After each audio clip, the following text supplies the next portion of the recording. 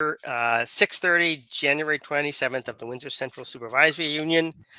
I want to apologize beforehand. I am not 100% in any state of the matter, so, but I will do my best.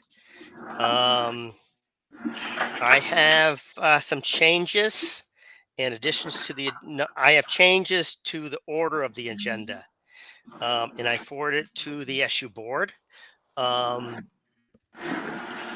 Basically, I have moved policy discussion down before executive session because they are related.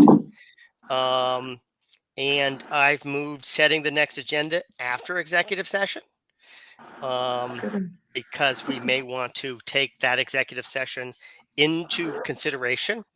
I've moved, and items for discussion is before administrative report, because that's what we're doing now. We're having items for discussion and actions before the administrative report. Are there any additions to the agenda? Davis. Sorry, autopilot there. Bill, this isn't an addition. I just want to be clear because we have an executive session on the older version as number 3, but you're talking about moving policy discussion down below the number 10, item 10.1. Is that right? Okay, so yeah, we're probably looking at a different agenda. I printed mine out. There are a couple different. Okay. But I sent you in the email a numbered version of what I just said. Christine's helped me out too with the numbers.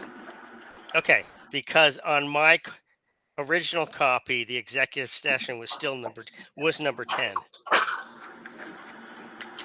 Okay. So, Christine, was there a latter copy after this version, or was this the final version that? No, that was the final version. I think Lori just put another one in case something came up and we needed another executive session at the end. Not related. Okay. Because I don't. Oh, number 3, executive session, attorney-client. Oh, okay. It's all good. Okay, is the attorney here? She is. Heather Lynn is here. She just waved at you. Hi, Heather. We have not met yet. Yeah, and I'm sorry that I look like I'm anonymous. I don't use this platform frequently enough to figure out how to name myself, but I'm Heather Lynn. I'm sorry to look like I'm stalking you. Okay. So basically number 8 and 3 are the same thing. So yeah, so the old 5, the new 8 that I have, we can just cross that out. And but let's get things going. We'll figure it out. Any other changes to we said on the agenda? Like I said before, I am not 100% tonight. I'm working on Tylenol and Advil. Okay. So the executive session is before.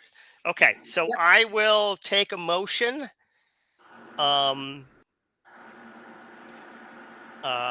under VSA 313 to go into executive session. Section F, confidential attorney-client communication made for the purpose of providing professional legal service to the body. So moved. Second. Okay. All in favor, please say aye. Aye. Aye. Aye. All opposed, please say nay. Okay. Okay, I've created a break. Yep, I've created a breakout room that you're going to be invited to. It's breakout room 2, but I'm going to just stop the recording prior, and then we'll go in. Yay. 1 second.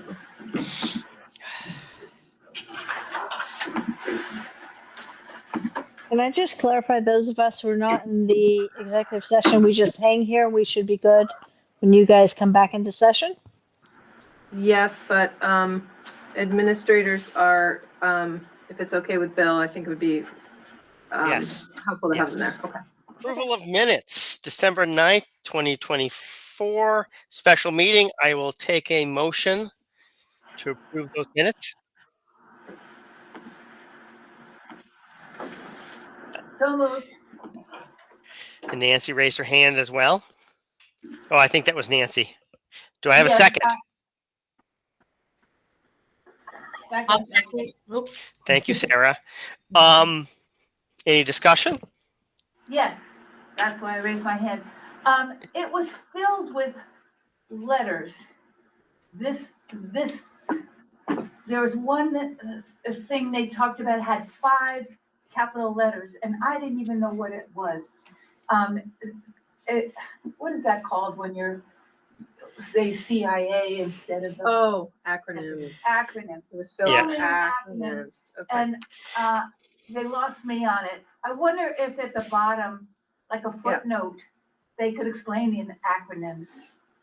Nancy, are you talking Yeah. about the December 9th minutes? No, not the December 9th. 16th. Okay, Yeah, sorry, yes. yeah, I think 16th. we're currently voting on the. Okay. 9th. Which is Never fine. You mind. can bring it up. Basic report writing protocol is the first time you use an acronym, you explain it in parentheses or you write out what it means. And then afterwards, of course, maybe that's something that should be done in the future. That would really help. I think anyone reading it, that 6th, the Yeah. one from 16th, would, if they're just, regular person Yeah. they wouldn't No, understand what- that's a really good point, Nancy. That's Yeah, something this that is should be report done. section. So, We'll work on that. Thank okay. you. Thank you, Christine. Are there any other comments on the December 9th? None. I will call a vote and we'll do it voice vote. All in favor of the December 9th minutes, please say aye. Aye. Aye. All opposed? Okay. I know Elizabeth has this other way you could do it. I'm just not quite comfortable with it yet. December 16th. I will take a motion to approve those minutes. So moved. Davis. Second. Okay. Thank you, Nancy. Any discussion on December 16th? Other than the acronyms? Okay, I will take a voice vote. All in favor of approving the minutes of December 16th, please say aye. Aye. Aye. All opposed, say nay. I'll abstain. Okay, Megan. Nikki abstains too. Okay. Thank you, Nikki. Yep. Given up. Okay, public participation announcement. Public comment is not legally required, but we believe it is crucial for us to hear from our community members about their concerns over issues. Through these meetings, our board models for our students how to conduct public discourse and that the board and members of our community can approach controversial issues in a civil and constructive manner and can demonstrate mutual respect. Having said that, please note that the board is here to listen. The public comment period is not designed for discussion. Please start by identifying yourself and what town you reside in. Public comment. Nancy, I think your hand's still Announcement. up. I think your hand is still up there. Yeah. There you go. Thank you. Okay. Hearing none, we will move on to items for discussion, followed by motion. FY26 calendar. Yes. It's linked in the agenda, but I also just shared it with those of you that aren't here. It's in your packet if you're here. So you should have it. Bill, do you want me to share my screen or do you, to show the calendar? Would that be helpful? Yeah, it would be. and I will do that. From what I've looked at it,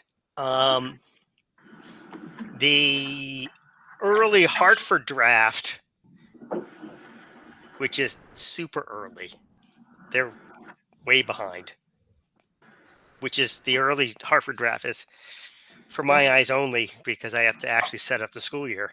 But the holidays and the start and end dates all match, which is exciting.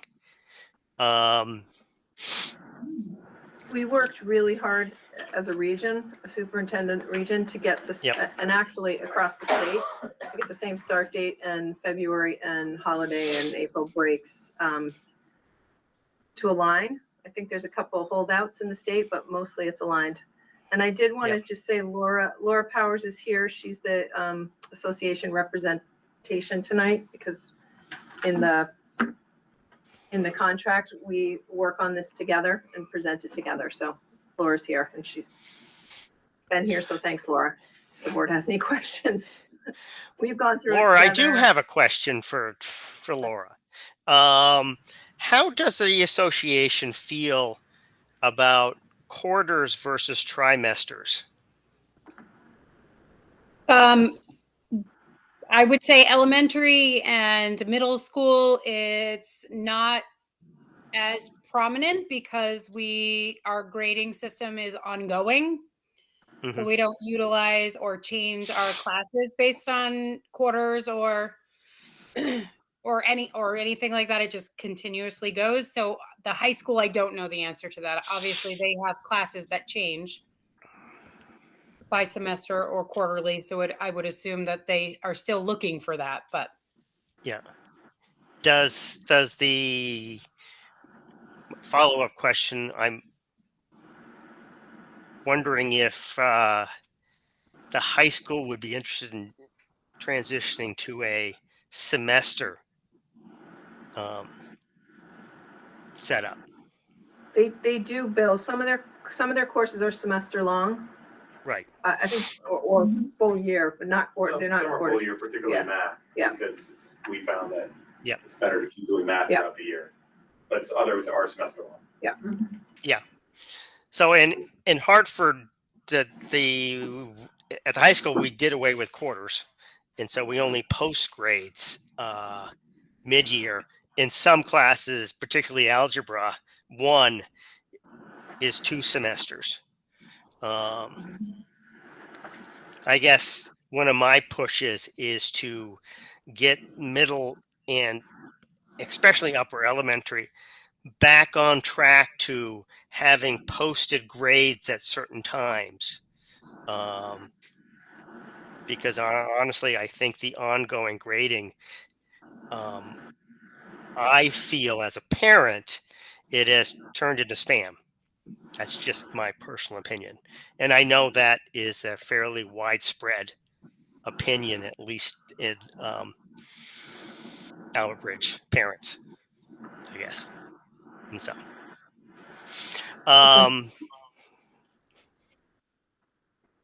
Megan. Hello. I just have a question about the January 5th off. I know we had that again. We had that this year too. And just wondering so out of 5 weeks, there's 4 Mondays that kids don't have school, which I know was troublesome in my family and troublesome in other families. And I just wonder if there's any consideration of what that could look like or what is the need for it to be January 5th? So that's a professional development day, which we had a robust discussion about. I did share with the association that there were some parents that had asked about that day. Why, after 2 weeks off, is there a need for could there be a different day for that professional development day? Mm-hmm. So we discussed it. We can certainly entertain looking at a different day for that. I think, Laura, you can help me. We talked about maybe the 20th of January. It seems for most parents, lumping them together is helpful if they know in advance. Or breaking up, I think we said March. Is that right, Laura? Yes. I'd like to highlight the fact that, and I know it's putting the cart before the horse for administration, but looking at what in-service stage Hartford is using so that those days don't, fewer days interfere with the tech center. The simple fact that we have so many students from Windsor High School going to the tech center. Last year, I think it was over 50. Yeah, I think so. Yeah. And so that creates I think January 5th creates a burden for elementary parents. And I have to agree with Megan. That's it was a bit of an issue having two educators in the family and having a child at Windsor Southeast Supervisory Union. The rest of the school districts around the area have school on that day. We can deal with that. At the same time, though, there's no HACTC classes for Windsor High School students because it's not a school day for them. That's my biggest concern, is that missing out on that instructional time or having to create busing on a day in which there are no other buses running. Yeah, and I did recently share this. They asked for our calendar, Bill, the tech center. I forget her name. Yep. She's lovely. Erica. So I just sent it to her. I think it was last Monday, and I told her it was not approved yet, but we were hoping to get it approved at this meeting. So she does have it, and we certainly try to work with the tech center as closely as possible, just for the reasons you mentioned. Okay. They take from other schools too, so it's hard. So they've got kids from Lebanon and all over the place. So trying to get Lebanon, Plainfield, that area all follow Hartford schedule because of that reason. So many of the students go there. So anyway, so did I hear you say you were looking to have this approved tonight? We're hoping to have it approved tonight. We have a professional learning committee that is going to meet tomorrow actually, and is going to start planning out professional development for next year. So it'd be good to have an approved calendar to work from. Okay. Megan? I really do have concerns and over the 4 Mondays from that can just be a real hardship for people, and I just would really like that to be a consideration, because I just think four Mondays out of 5 weeks is a lot to ask a parent to take off. Mondays after 5 weeks. Because you look at in 5 weeks, there's 4 Mondays off from the beginning of from the December all through the January 12th, so December 22nd, 29th, the 5th, and the 19th. Yes, that's a lot in a row. November 10th also. That's a parent-teacher conference day. Yeah. Sarah? School. True. I also agree with that. I think that's pretty heavy on the Mondays there in a quick span. But I also was going to ask Laura, do you think that a in-service day would be better used, spread out throughout the year, use a day in March, or I like the March. or do you think that beginning of the year is better?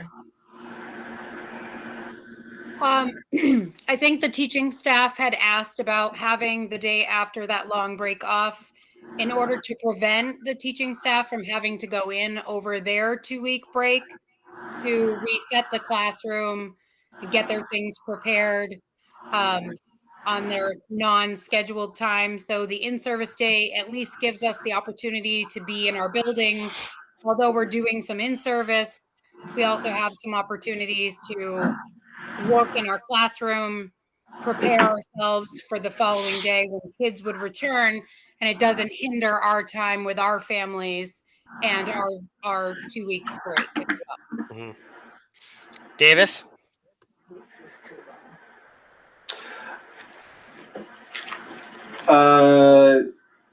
Yeah, no, I think that pretty much answered my question. And just it seems like the only thing really in question right now is this January 5th date. I just wanted to clear that up. Everything else seems good to folks.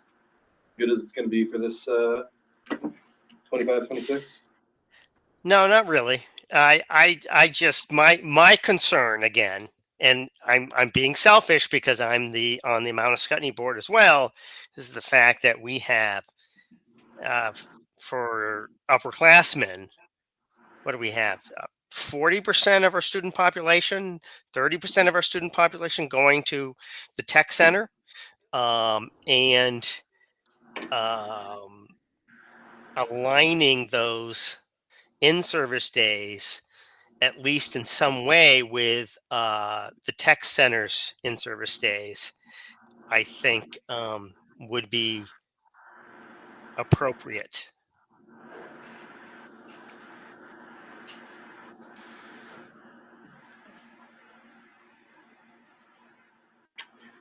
Is it feasible or possible to do that with this calendar, given the conversation that you're having with folks this week? With the staff? Yeah. Align the calendar with Hartford? No, I'd have to meet with the Hartford team, and I mean, they have the calendar. Their calendar is not done yet, according to the last email I got. They have a late start. They have an interim superintendent. I think she's trying to figure things out, but their calendar's not done. No, I don't know where they're at with it, to be honest with you. Yeah. Well, I know where they're at with it is as right now they're following the same start date, end date, holidays. Yeah. They just haven't set any of their in-service. Now, if the in-service that the administration here has chosen aligns with the in-service of what the state wanted, then I guess we've done our due diligence. Or is the in-service just kind of chosen on how it fits with what the administration and the association has come up with? So in our regional meeting, the agreement, to my understanding, was we were going to all have the same start date. We were all going to have the same vacation dates. If you could align professional development, that's a goal. But I think districts have a different number of days. Some have, like, I think we have 5, like Hartford has more than that. So, and other districts have different numbers. So it's not impossible to align, but it takes it would take conversations for sure. Well, Hartford, of course, they split some of their in-service days between PK8, K8, and 8 in 12. And the only concerning factor was to make sure that some of our in-service days align with the in-service days for 9 through 12, because that's the schedule that the tech center follows. I don't think it would be hard to move the January 5th day to a March. I think, Laura, we kind of talked about that at the meeting we had, anticipating we might need to shift that one. I hear Megan, it is a long time. 2 weeks and then having another day does for families feel like a long time. It's a lovely break. And people really get to kind of reset for sure. But I agree with Megan on that. It's a little hard. At the same time, if that's the date that is an in-service for HACTC, I would flip my vote for that. And so I'm not hearing, Christine, that we're prepared to approve this. I am hearing that the holidays are set. I think the in-services are a little insecure. Or approval of the in-services at this point, the way it's written. Now, anyone else out there, please chime in. And if everyone feels they want to go with this, or enough people, I'm more than willing to call a vote and move on with our lives. I just want to be clear, when we say the in-services plural, do we mean there are other in-service dates that are problematic, or are we just talking about the singular January in-service date? Because I want to know which cement is still wet here. Well, You've got, oh, sorry, go ahead, Bill. Well, to me, it's making sure that most of the in-service days, or as many as feasible, align with the tech center. That's my concern, because that is a lot of students who the schedules don't align for the tech center. And those 1 or 2 days or 5 days, and we have 5 in-service days, could be pretty significant of loss of instruction. Mm-hmm. So I will say the start date for students is, we agreed on, districts are gonna have professional development days before that. So I don't know. Yeah. I don't know. The beginning ones I'm not that concerned with. Nope. The holidays, I think, line up. So the They do. PD days, I mean, we have some early release days that probably don't line up with Hartford. I don't know. Well, I think we've taken care of that. The early release days, you still organize a bus to HACTC. Yeah. Yep. Okay. So I'm fine with that. Even though I have to admit, I was hoping for one fewer early release day this year, so to sort of go along with that pattern of slowly getting rid of them. But I'm not going to raise a fuss on that. Well, we've got two less. We've got two less, Bill, with the parent-teacher conferences. Right. We did reduce one PD day, and we had a long conversation about needing time. We've got EQS standards to implement next year. Mm-hmm. We've got proficiency work to continue. We just need the time. There's just not enough time. Yep. So I think the biggie is probably the 5th. Yeah. And that's it, because April is parent-teacher conferences and November is parent-teacher conferences. Yep. And I think it's the 5th of January. I'm gonna just expand on what I think Megan's saying. Like, at least in my job, Mondays are the one day I can't miss. And so even during our vacation break, I came in for each Monday because Mondays are packed from meetings from start to finish. And the rest of the week's okay, but I think a lot of jobs are like that. So when we have all these Mondays off, it's just Mondays are more of a hardship than a Tuesday. And so I don't know if that's that way in Megan's job, but I know in a lot of the engineering jobs, that's definitely the case. Yeah. I would be excited to move it to March. The 5th? Yeah. I'm happy to reach out to the tech center and find out if they have a day in March and try to align it with that. Okay. If that's helpful. Is it possible to approve this with a TBA for the 5th? Yeah, I think so. Okay. I will take a motion to approve this calendar with a to be assigned for January 5th. I'll move. Second. Any discussion on that? Davis, is your hand still risen?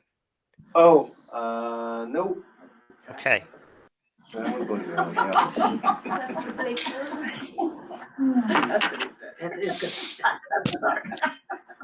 Okay.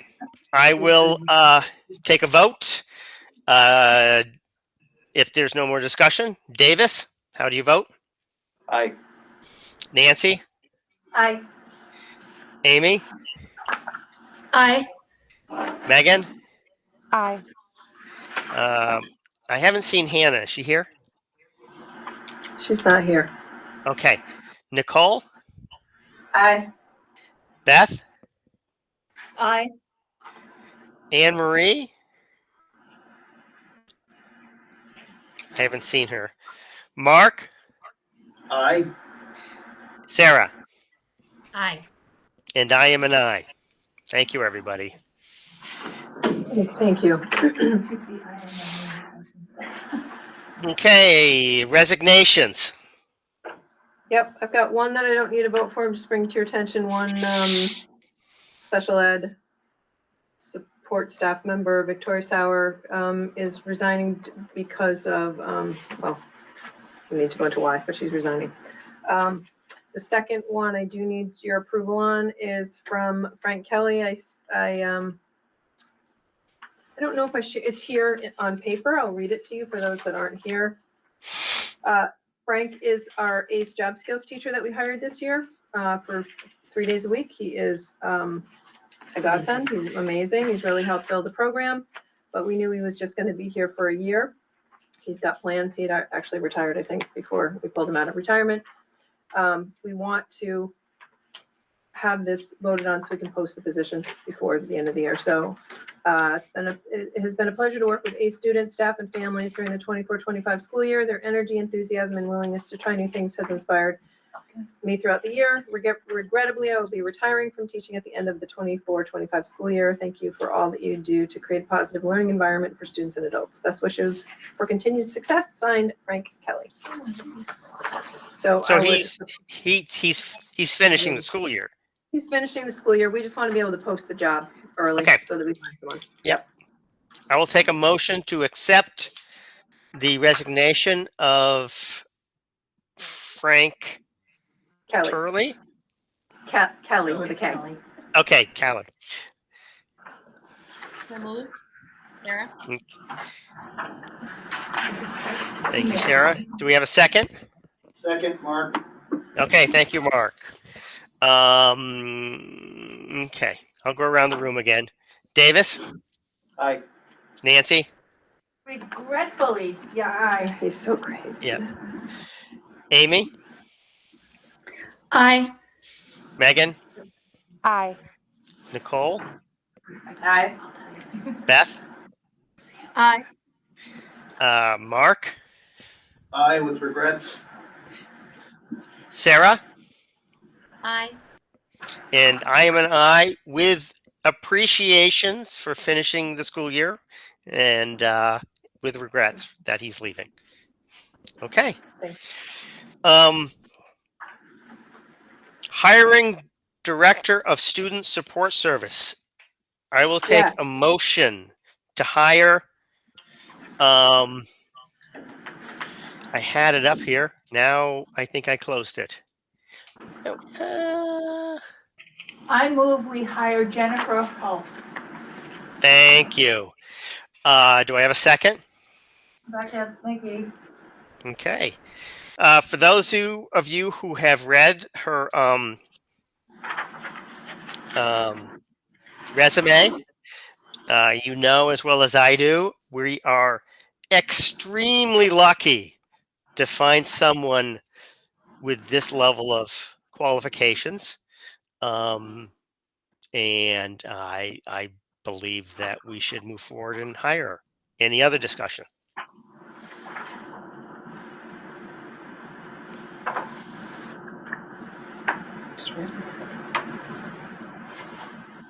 Katie? Is Katie here? I saw her. I am, but Christine had her hand up. Okay, Christine. I didn't see Christine's hand up. Sorry. Okay. Yes, Christine. It's board discussion time, so I didn't want to speak without permission. I just wanted to, first of all, thank Davis and Sarah, who were part of the interview process. Sarah served on both the initial screening committee and the admin board committee.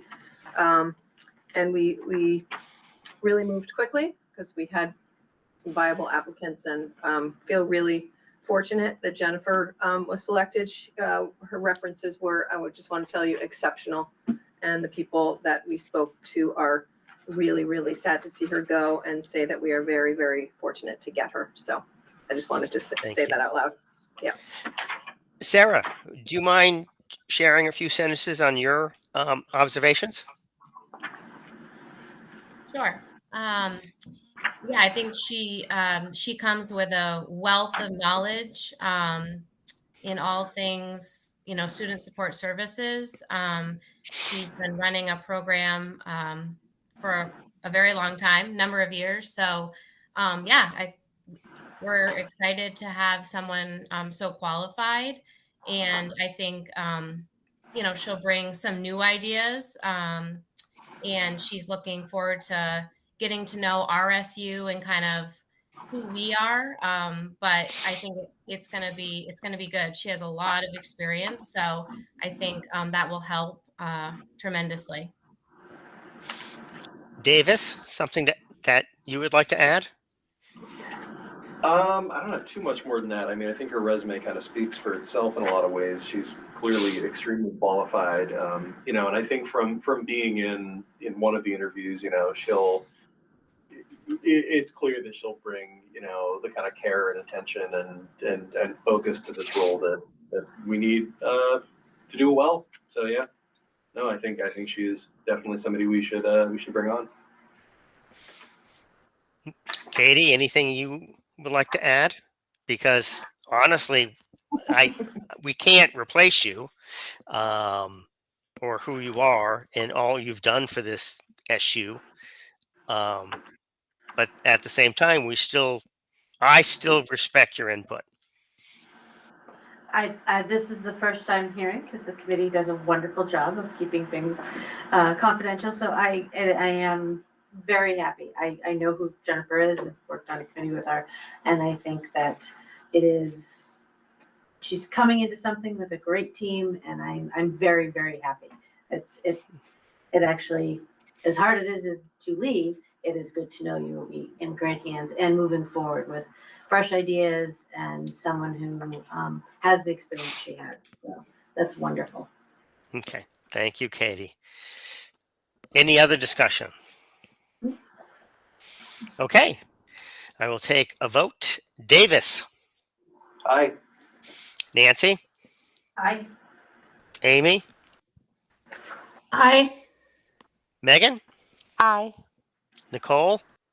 Aye. Beth. Aye.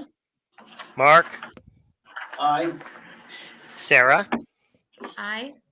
And I am an aye. Thank you, everybody. And thank you for all levels of the hiring committee for expediency and professionalism. Okay. Administrative report. All right, here we go. I'm going to go first, and then Katie's going to follow. Yes, I gotta get back on the link again. I came out of the meeting, so let me just share this tab instead. Oops, going on in the place. Slideshow.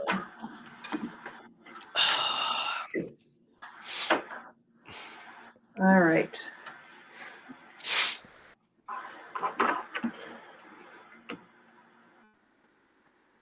Okay. Bill, you hanging in there? I'm at full dose right now. Give me about 15 minutes. I'm going to start the fade. We're going to go quick. I wanted to start with just sharing that February is School Board Appreciation Month. I know it's not February yet, but I won't see you until the end of February. So I want to thank you for your service and all the work that you do for our kids and our staff and our communities. I did run home and make brownies. I took them out too early. They are stuck together, but you're welcome to have a little treat while you're here. Larry already got into them. Hopefully they tasted good. But truly, it's you do a great service, and it is not noticed. So thank you for all that you do.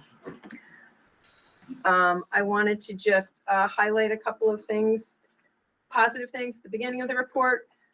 In one way, in meeting our culture and student staff wellness goal, Tracy Price, who's here, organized an amazing professional development day, which was that day right after the 2 weeks off. So it was really spectacular. We've had only good feedback from the staff about the day. It started with some keynote speakers. We had Susanna Davis and we had Laura Pascoe. Laura Pascoe is our consultant and she's helping us with gender inclusivity. And she brought some students with her. So that was a really powerful presentation that she gave. Susanna Davis, I think I'm saying that right, but I might not be. Her presentation was on whom do we serve. It was about representation and messaging, and it was, she really captivated the audience. She was a wealth of knowledge and very entertaining as well. So the morning went great, and then in the afternoon, staff selected workshops. We had one on education, the new education quality standards. We had Laura, who facilitated an afternoon session on gender inclusivity. We had HHB prevention. We had the Human Rights Commission come for that. We had a session on restorative practices and trauma-informed education. And I think the day was a huge success, and it really is building our understanding of inclusion and belonging. And so thank you to Tracy for all her work on that. The second slide just speaks to our student success and engagement goal. It's been a busy month since we've been back. There was a geography fair at Heartland, which is an annual activity, which is really fun. The kids had so much fun. Their teacher, Abby Fusco, said they want to do another one in the spring.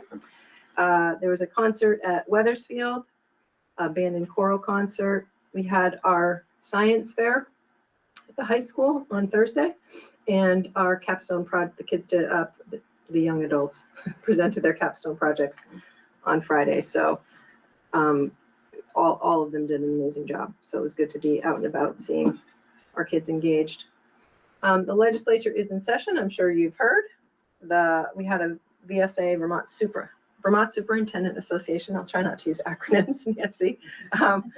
Meeting on Thursday. There's two biggies that are, being discussed. I'm sure you've heard of the governor's proposal for what education is going to look like in the state, which is 5 districts.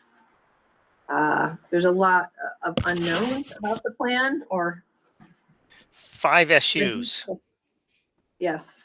So his plan lays out 5 supervisory unions based on the regions. Essentially, it's our superintendent regions. So, yep. So that was a lot of the talk that happened at our meeting. The Superintendent's Association did put out a response to the plan. I quoted a couple of sentences from that letter, which basically says that superintendents want to support our students, and we want equity and opportunity and quality and affordability for all. We want to help reimagine the work, what education looks like, and just noted that the association has called for change for years and has supported some consolidation, and has historically these plans have been rejected by the community. So there were a lot of questions about who decides what, where the power lies. So anyway, I will keep you updated. I did want to let you know that I did get an email from the secretary about a request for policy sprint teams. The timeline is pretty aggressive in the plan. But they are looking to have people join these sprint teams, and they would like board members to be part of that effort. So if you're interested, you're supposed to reach out to the VSBA if you have any interest in being part of any of those sprint teams. But I will keep you updated when I know more. I will share it with you. What are the sprint teams? Like, as part of the proposal, or? They're teams that are gonna basically figure out how to make this happen, I think. So you have to agree with the proposal. You don't have to agree, but you're there to share information, perspective, and but you don't have to agree. So if you're interested, they're going to start meeting in the next. They're going to start. You're giving input. They will start meeting. I think the message said in the next week or 2 they'll start meeting. So it'll be an aggressive timeline. All right, I wanted to bring to your attention, we talked about the curriculum and development and coordination policy last month. Mark and I had conversations after that. I think there was a little bit of clarification on my part for what could be helpful in clarifying some things around the policy. So we did have some procedures for the policy, but I have added, let's see if I can click on it. I just added something to clarify, and I just wanted to bring it to your attention. These are public. I will have Lori put the new draft on the website after tonight. I just wanted you to see it first. Of course, it's gonna be slow. Here we go.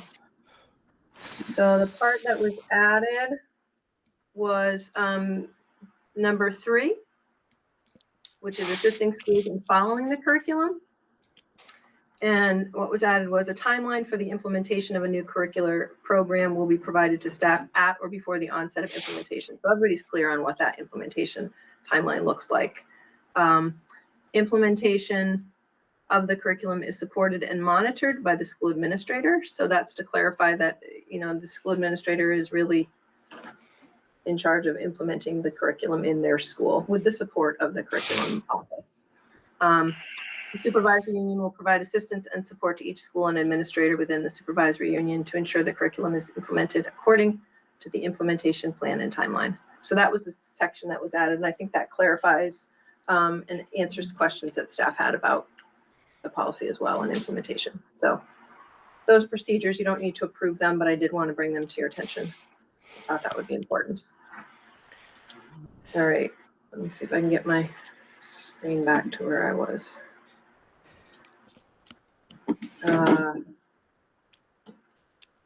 Okay. There we go. All right, quick budget update. All 3 local budgets were approved by the boards this past month. I plan to send out a special superintendent's corner budget edition this Friday with information, kind of as a little summary of all the budgets, so that people have the information that they need. So look for that on Friday. And all of the administrators are working on their budget information hearing presentations. So they're all hard at work on that. I wanted to just highlight, we talked about hiring. Last year, we worked really hard on hiring practices. We talked about the staffing shortages that we have and how we can attract people to our district.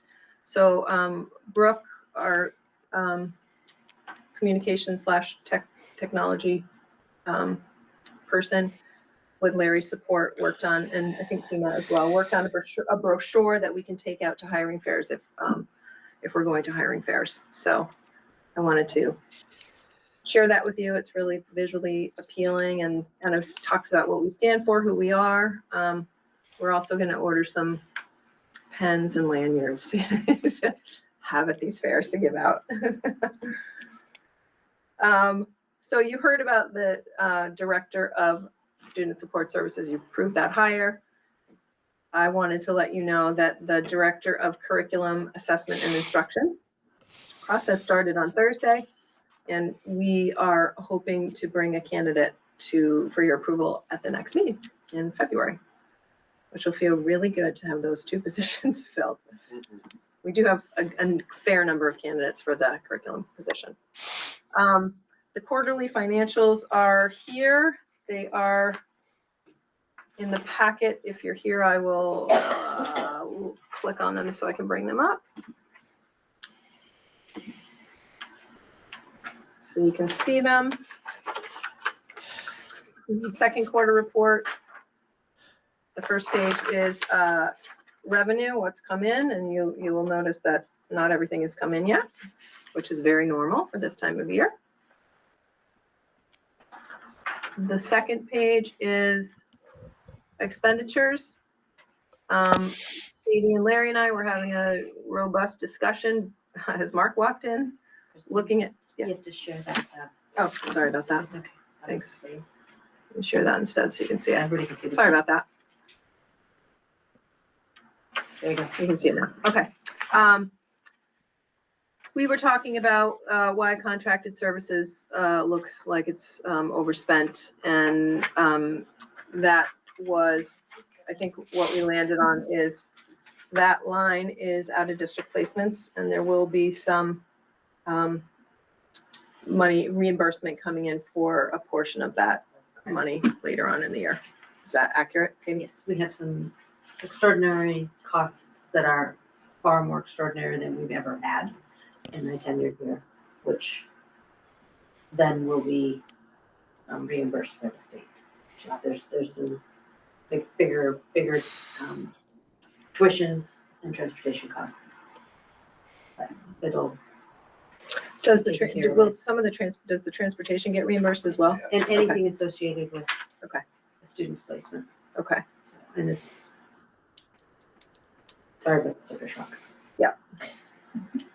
So there's the general fund balances for you.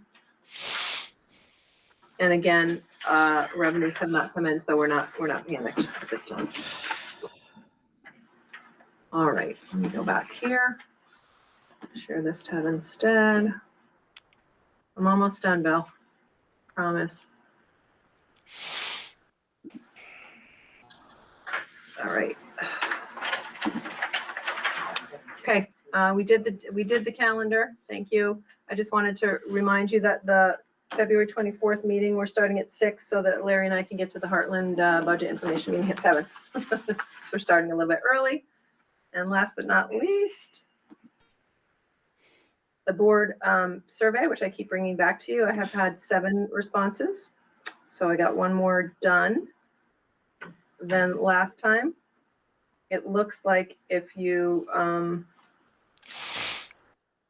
look at the results, the first priority is number 3, which was the first priority for 4 of 4 board members, which is that the Windsor Southeast Supervisory Union will ensure that student progress is monitored through a comprehensive data analysis disaggregated by gender, race, and socioeconomic status.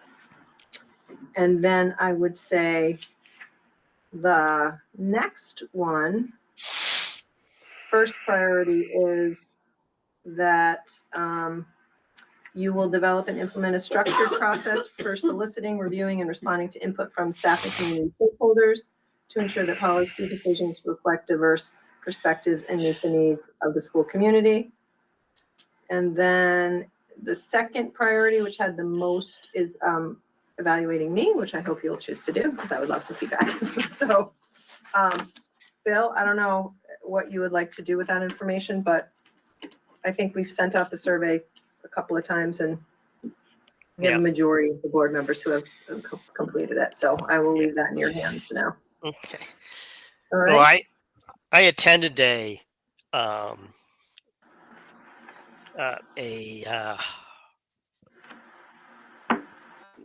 assessment of superintendent's workshop. So that really needs me to dive into the information more than just the workshop. So, but I'd like to start that sooner than later, especially if I get reelected.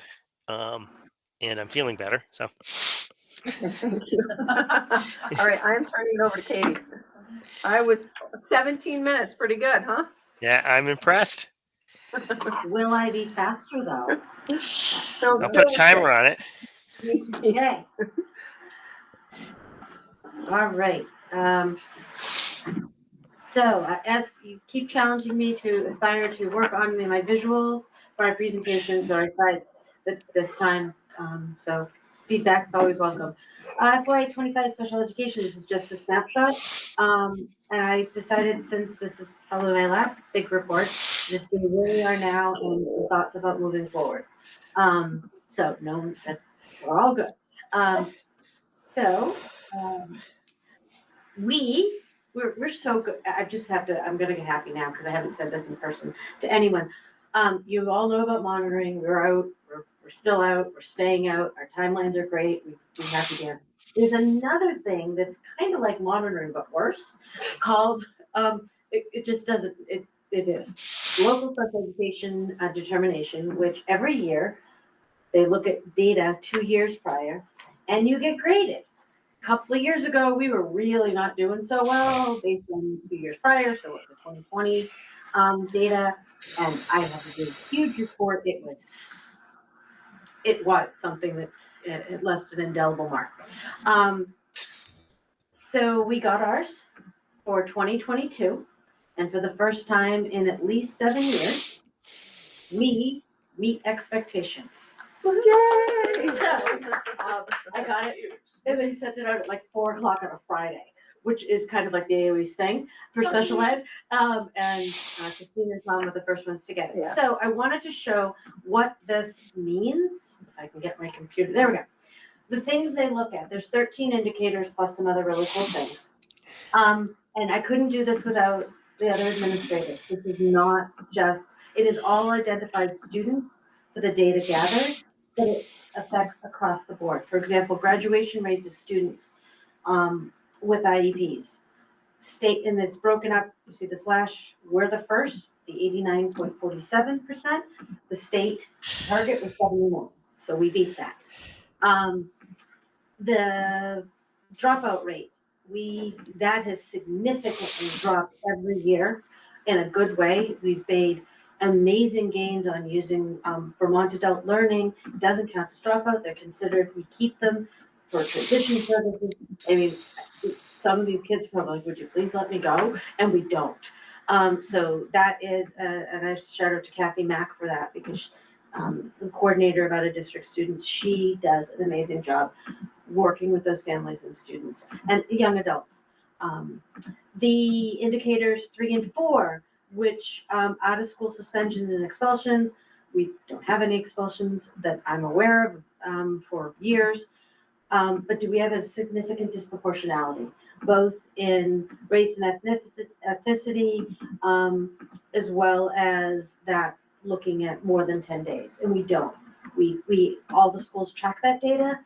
And I think part of that is within our behavior matrix, we really, all of any student that's being disciplined where there might result in a suspension, we have conversations. We're coming up with really good alternative plans.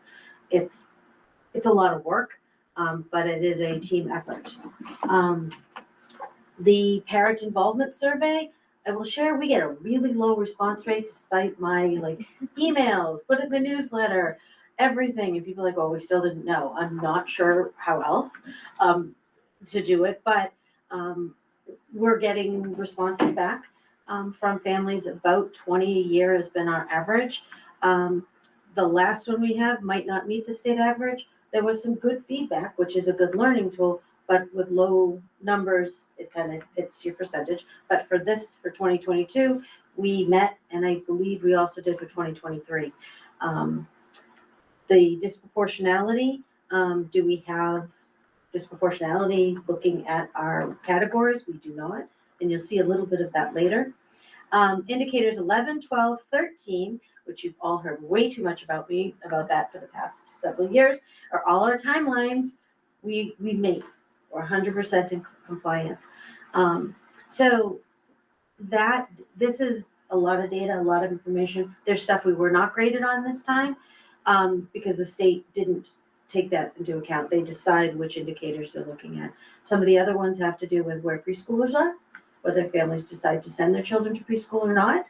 Since preschool is not mandatory, it's an interesting indicator to get monitored on. Yep, and graded on, because we encourage families to have students in pre-K, but if they don't want to, they want to have services elsewhere, that's okay too. We meet kids where they're at. So there's a couple of those. Statewide testing, we've met the 95+% of students with disabilities being assessed, but that wasn't something that was, they broke out the percentages on this year. And there's a few other smaller things, but I think the biggest ones honestly are the timelines and graduation, and looking at just putting all of those pieces together. It comes out every year, so you'll get more information about this, but it's a 2-year lag, which is hard, honestly, on our end of trying to institute change when something is that old on what's happening now. So it's nice to, hopefully we've set a really good foundation for next year and moving forward. Some of the things that helped us meet this continue to be in play, from record keeping to policies to our procedures. So it's a big celebratory piece. And all the work you did to recover from. Yep, fixing things, and the very large book report I had to do, was it 3 years ago, Christine? Yeah, didn't want, maybe that was my incentive, not really, but could be. Highlights, we heard about Frank's resignation earlier. Frank is not here tonight and probably come after me for this, but say it anyway. He has been the injection of creativity and time and focus that we needed to address our older students in our ACE classroom to our high school. It was perfect timing. We could have done it, but it was not as critical. But now, because our students are getting older, we do have a good chunk of students in the 6th through 8th, but our older students in 11th and 12th plus grades really needed this community-based learning. And so all the foundational pieces he will put in place and has been putting in place will be very easily transferable to a new person. And that's been his focus as well, is to build that system. These are all the community sites that we are now connected with through ACE, and you can read that list. Highlight, of course, I can't get away with me not talking about putting skiing in there. There's a student on a slider who's independently skiing, and full disclosure, Frank and I also both volunteer with Vermont Adaptive, so hence he's keeping that up. So, and we're hoping whoever comes in is also a skier, so we can keep that up, because we started it. The other is the students had some programming with the Precision Museum, American Precision Museum across the street. We're continuing to add to this list based on student input in their interests. So their internships, their experiences, and their learning. So, and if anyone at any point has other ideas, please let us know, because it's the little small sites too that sometimes are the perfect fit for many of our students. So who we are currently now.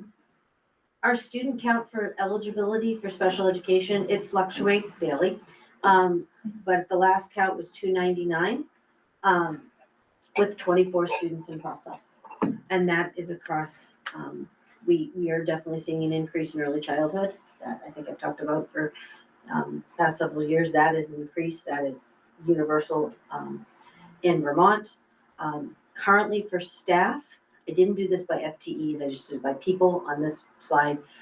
101 direct hires, that includes everybody from administration, support staff, Medicaid clerk, you name it. We have 11 contract services, actually contracted, not contracts, sorry about the typo. Our speech language pathologists, PTs, and BIs, behavior interventionists. It will be, I just started today, a direct hire speech language pathologist for pre-K. In person. We have a unicorn. And What's BI? behavior interventionist. Thank you. It is.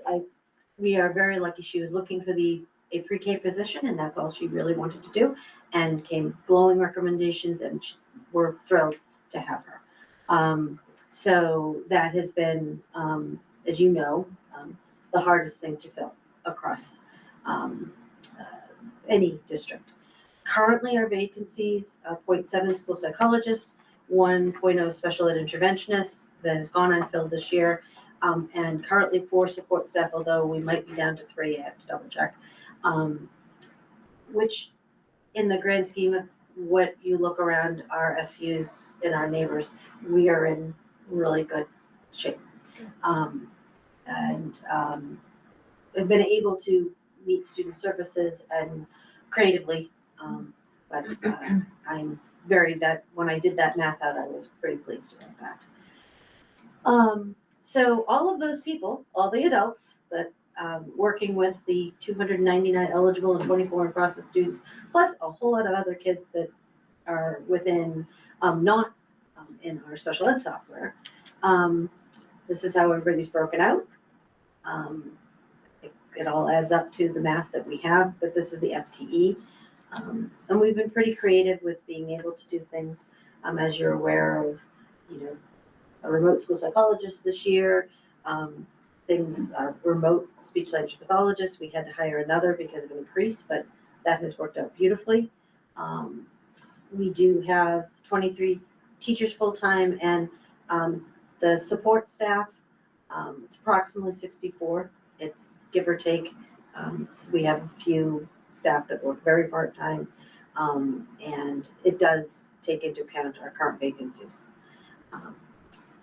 Who the students are, so here's my attempt at a pie chart that maybe I think you can see. One of the things about disproportionality that I mentioned on the LSAT, what we were graded on before, is Vermont has a long history of over-identifying students, for example, in the emotional disturbance category. I was very pleased when I pulled our data that we don't. We have done an excellent job of evaluating and looking at students and trying to get to the core difficulties they may be having that may result in behaviors.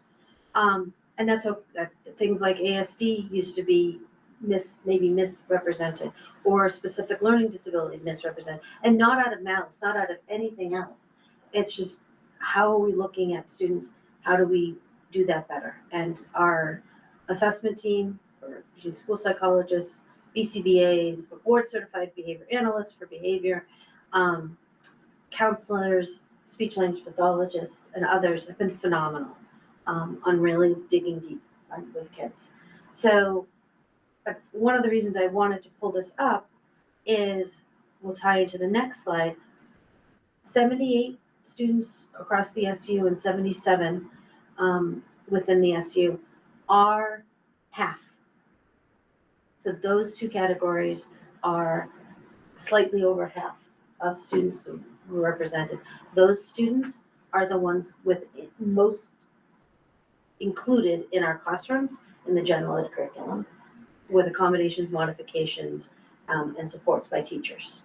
So that where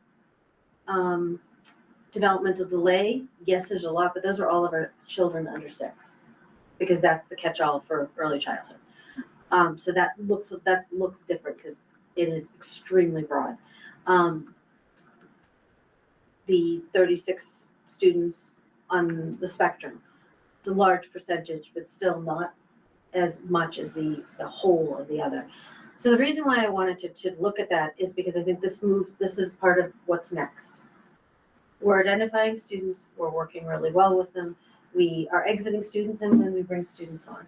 That somewhat seems to be it's a little bit more of taking students on right now than it is not, but that ties into looking forward. So we've heard at different board meetings, and you've read about the state recommendations for support staff and professional staff ratios. What we tried, and some of you may remember 3-4 years ago, David was still here, we started with Heartland, and as we replaced teachers, instead of replacing 3, I think it was 3 for 1 kind of support staff, and we did the same thing at Wethersfield. Maintaining that has been difficult, and for multiple reasons. Looking forward on some of the things and reflecting on some of the things that impacted, it's not only IEP decisions. An IEP reflects what's happening in the classroom, right? What supports, what services students need. So looking at universal design for learning, making accommodations, adaptations, modifications of curriculum. We've had 2 in the elementary, 2 new curriculum in the past 2 years as we're implementing it. That changes dynamics. It's new learning for lots of us. Mm-hmm. How do we do that and translate the best for students within the classroom that can be addressed through UDL or accommodations, that tier 1, 2, and 3 instruction. So that is part of the work for as we move forward with CIA and special education and special student support services working together to continue to move that work forward. The collaboration on those classroom supports, collaboration on teacher training, all of those things. There's also a training coming up, and it's multi-state with other special education administrators. We're encouraging principals to attend because they're the ones who are at meetings and who support classroom teachers and students most directly. But it's about making decisions about when paras are necessary and what supports do we need to put in place. So by our plan, Tom, Kathy, and I are all planning on attending.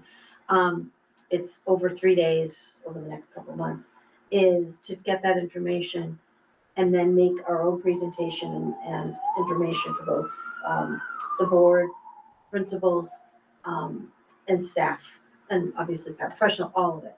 So we're all better informed on what current practices are, so that we can best support students.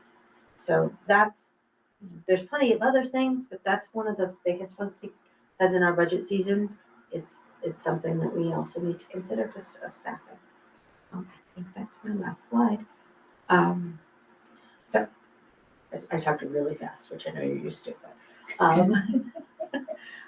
any questions, thoughts, or I can be done before, what was my time?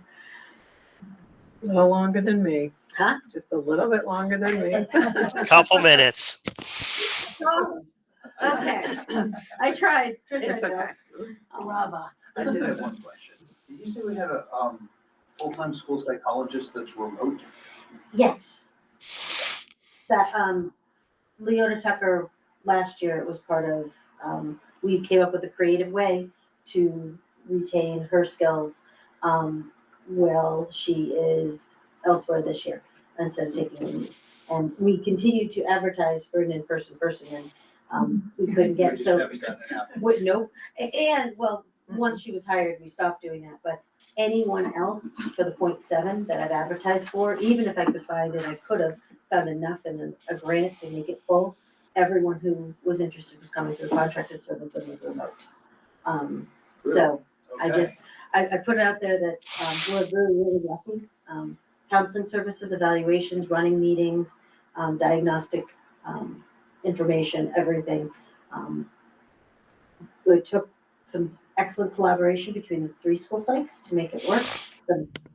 So we didn't have a box. We're shooting for in person. It's just we are. It if we have room or not. Okay. We wouldn't have one if we didn't. Yeah. Which is not an option. Right. Nope. And She knows everybody, so that does Yeah. make the remote easier. And she's great. and better to have someone we know who knows our system and knows our folks. Exactly. Instead of doing anything else. And it has worked out very well. But it meant shifting some responsibilities solely to one into others, and that team has made it really work. I'm very grateful. More plates to spin. We're gonna open circus later. All right. Thank you, Katie. Thanks, Bill. Okay, setting the next agenda. I think we have some policy work to re-engage. Yeah, so we've got B7, tobacco, we've got C3, transportation, all the ones from last month. I also would like to add the immigration policy, and what would you like to do with the active hate policy, draft policy? I'd like to get it into the reading cycle, so yes. Perfect. So those are the policies. My report, and then Angie's up for a data report next month. I am wondering if you would, like Jennifer, she offered to come to meet all of you. I mean, she may be remote because she's a couple hours away, but if you would like her in February, I'll ask her to do that, and hopefully for action items, we'll have a curriculum director to bring to you. Okay. Thank you. Yep.